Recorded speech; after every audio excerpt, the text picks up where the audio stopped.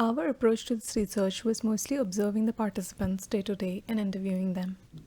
We made a total number of 16 visits to the place during our stay in Guadalajara, took account of the customers present at the spot each time, got on a first name basis with the owner, Sin Javier, and interviewed him to understand the history of the place. This place is a family owned business and has been there for 40 years, according to the store owner, who belongs to the family's third generation. He and his wife now work at this place. 40 years ago, when his grandfather ran the place, they had a textile industry right opposite to them, which gave them a lot of business. Eventually, the area changed into a housing community, which he says currently gives them decent profits.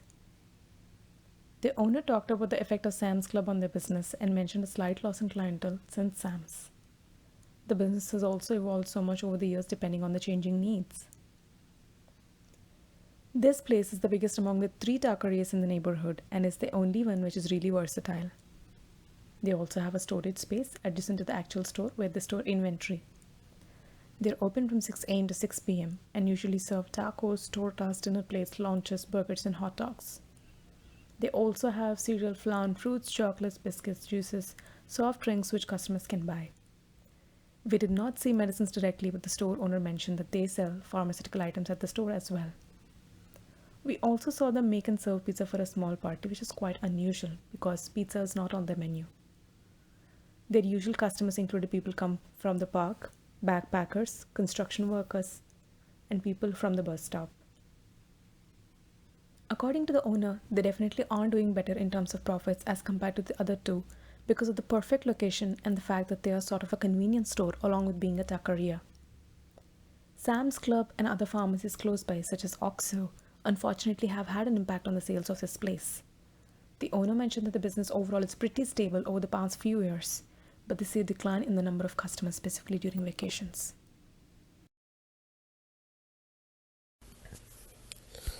We identified their product portfolio after several meetings and discussions. We knew that they also prepared and sold foods, such as tacos. However, it came as a surprise that they did not really track their sales well. When Brian asked Javier what product is sold the most, he said tacos, but for everything else, including the worst seller, he had no idea.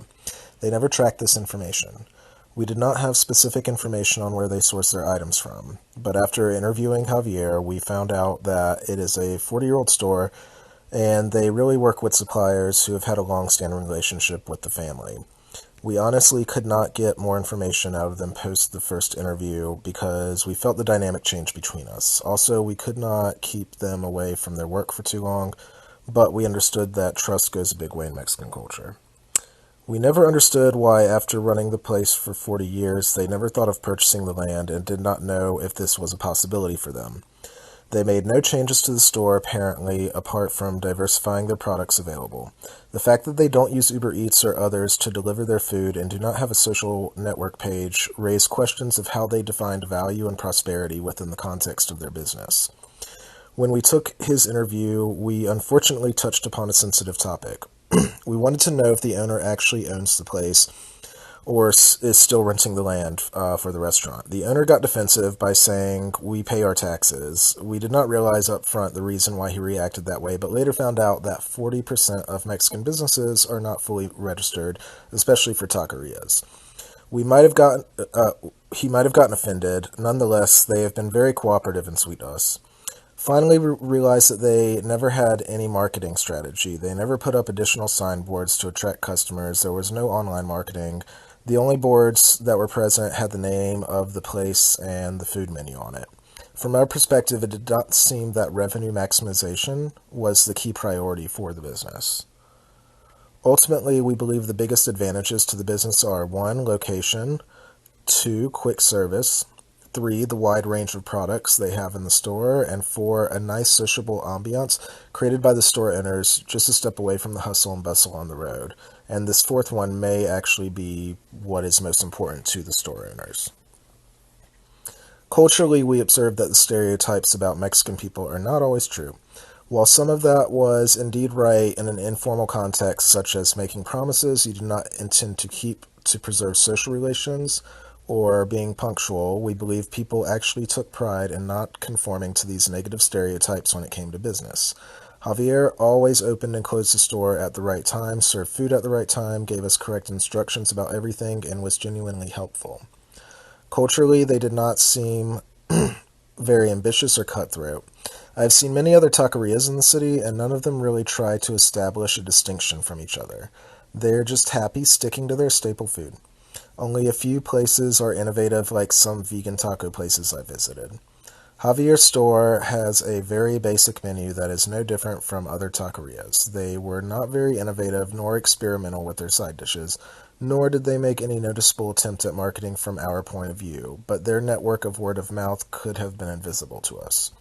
They also felt like a high context and a community type of culture where trust is an important factor to do business. Javier said in our interview the most important thing for him was respect. He mentioned that he prefers to source everything from people that his family had been in business with and who they have trusted for a long time.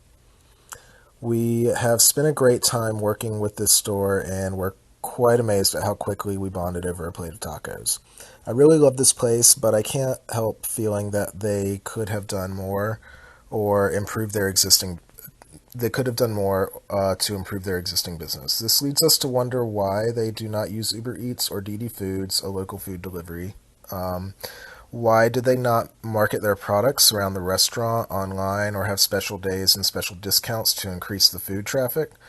There's so much that could have been done with the store given that it has seen changing times for the past 40 years and has still stood strong and serves people's changing needs.